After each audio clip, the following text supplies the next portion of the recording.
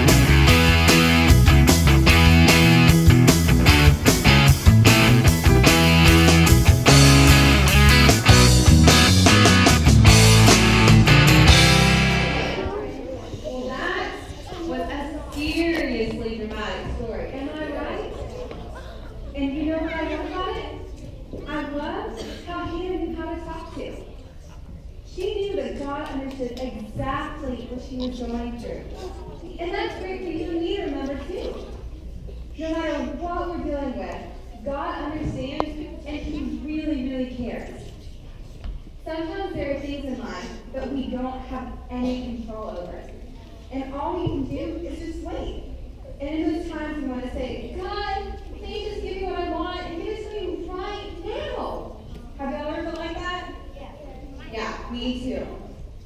But really, we should be asking Him to help us be patient and to give us the can't wait.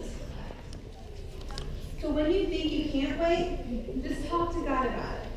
Right. Hey guys, you know, we're really honest. Really brutally honest with ourselves. I'm willing to bet that we all have moments when we struggle with waiting. Like, right? And in those tough times, when we feel like we can't wait another second, when we feel like all hope is lost, we feel like we've done everything we can to be patient and nothing is working, we should talk to God about it. In fact, praying to God should be the first thing that we do. Listen, God loves you, and He wants to hear from you. So tell Him what you're feeling and ask Him for help with your problems. He's not too busy. He can handle it. He did make the universe and all. He's really powerful and really smart. Praying helps you to reconnect and recharge. And it can help you to think about your problem in a totally different way than you thought about it before. So here's the one thing to remember today, okay? When you think you can't wait, talk to God about it, okay? So pray, talk to God. I bet your small group leaders have some pretty awesome stories about times when they waited on God and He was there for them. You guys should ask them. And listen, it's about time for you guys to head back